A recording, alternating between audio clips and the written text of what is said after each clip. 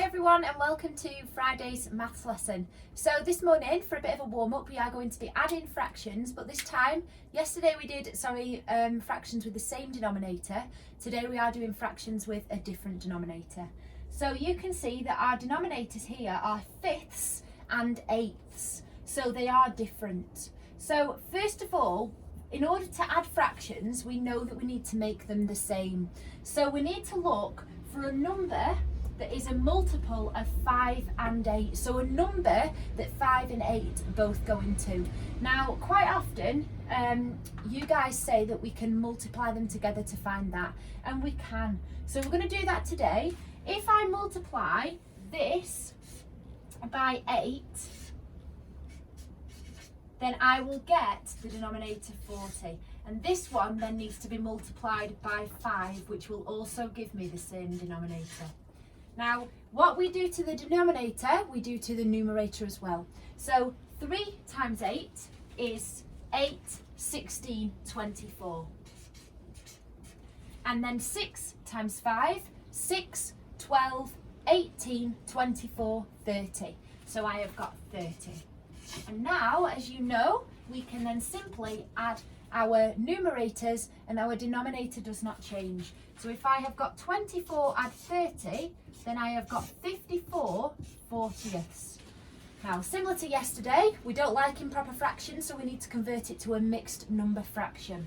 If I'm going to convert that, we look at how many 40ths go into 54, and there's 1 40 that goes into 54, so that's 1 whole. And then how many left over from 40 to 54? Well, if I counted up, I would get 14. So it's 14 40ths.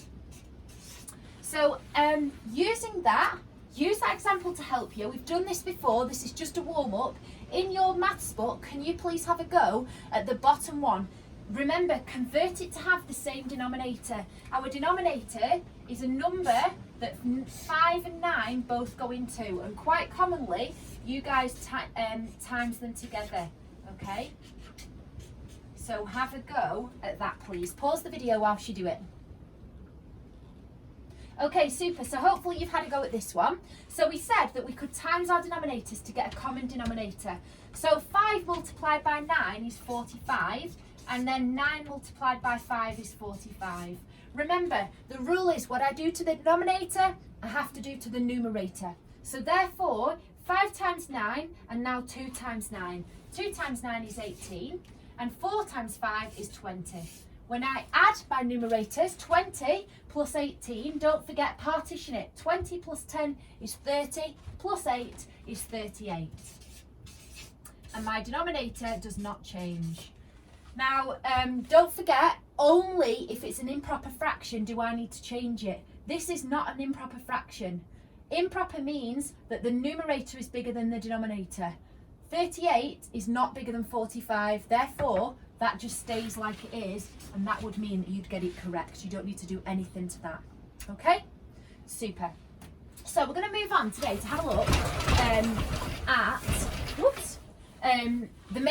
at the main bulk of our lesson is looking at miles and kilometres. Now, when we look at measurement, we measure distance in miles and kilometres, or we might use metres, centimetres, and so on. But as you know, kilometres, meters, kilometres is this the larger version of metres. Okay, so we know that 1,000 metres go into a kilometre.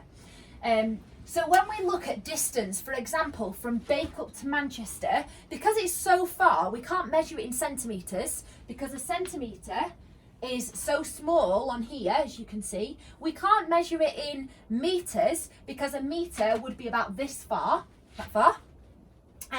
So it would take a long time to measure from Bacup to Manchester in metres. So that's why we use kilometres. Now, I've done some research, and to get from Bacup to Manchester is 35 kilometres. So today we are going to be converting between miles and kilometres, and then vice versa between kilometres and miles. And there's a formula, as you know, we're doing algebra. There is a formula for doing that, and we're going to look at that in a second. So if I was to look at 35 kilometres, some people might say, yeah, but what's that in miles? When I say to you guys, oh, I've run 5k, then some people might say, yeah, but what is that in miles? Okay, so the formula to calculate from kilometres to miles is however many kilometres you've got, so the kilometres multiplied by 0.6. So that's our formula, really simple. So if we want to calculate the miles, we do however many kilometres it is, times by 0.6. So then you might say, right, well, what do we do if we know the miles, but we don't know the kilometres? So the kilometres is just the opposite.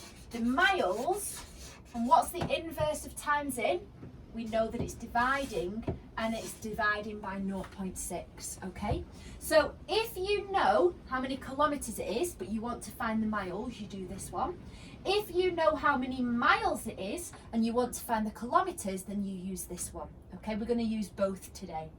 So the first question is 35 kilometres and how many miles? So we've got 35 here, times by 0.6. So if I was to do this, I would definitely use a written calculation, as I hope you guys would as well. So I can do 35 multiplied by 0.6. Now, as you know, my numbers are in lines. I've got my tens, I've got my units, and my decimal points there, and then my tenths, okay? Okay.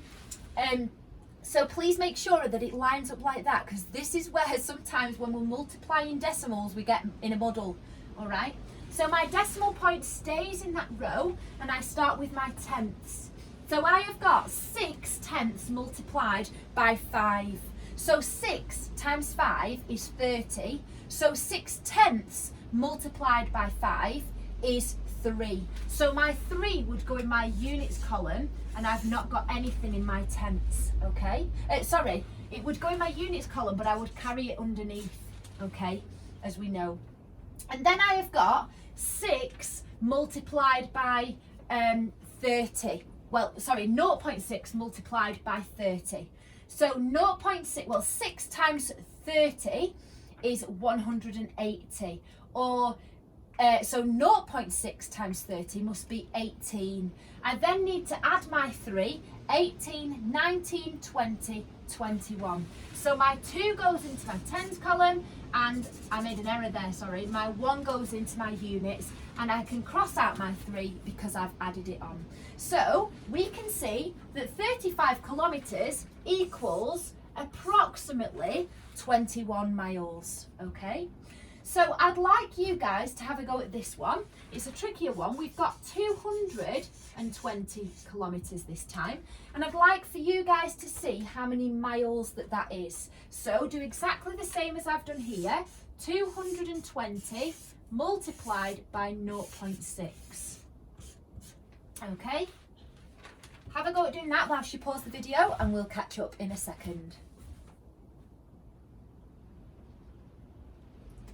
Okay, hopefully you have worked this one out. We can see that 0.6 times 0, well, anything times 0 is 0.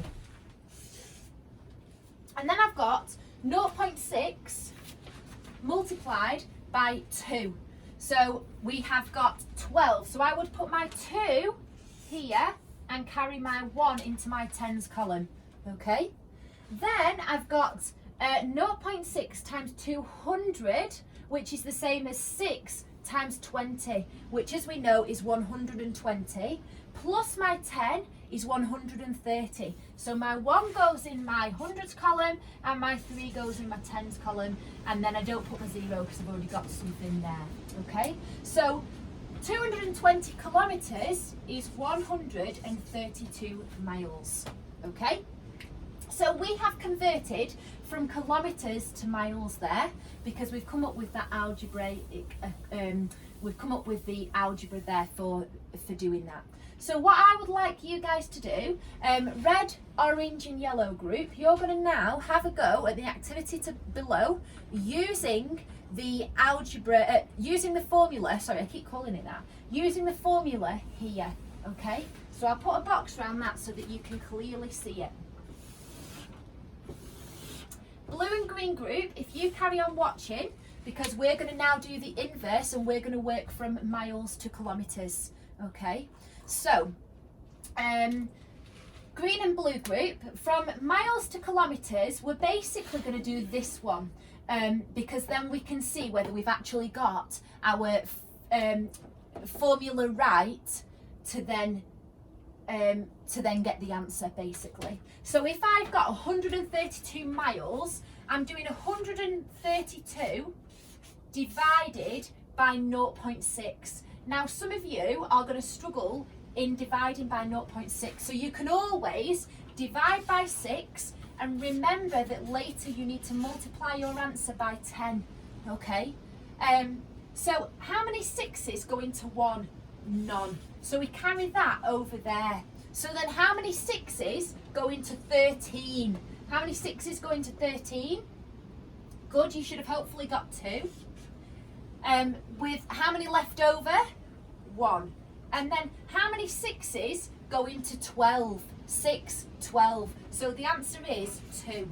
Now the answer isn't 22 because it's how many 0.6s, which is 10 times bigger than 6. So therefore 22 multiplied by 10 gives us our 220 kilometres. Okay, so you have got a mixture, blue and green group, of questions based on converting between miles and kilometres, and then the opposite of kilometres and miles. So have a good go at this, and don't forget to use the formula of multiplying by 0.6 to find the miles and dividing by 0.6 to find the kilometres.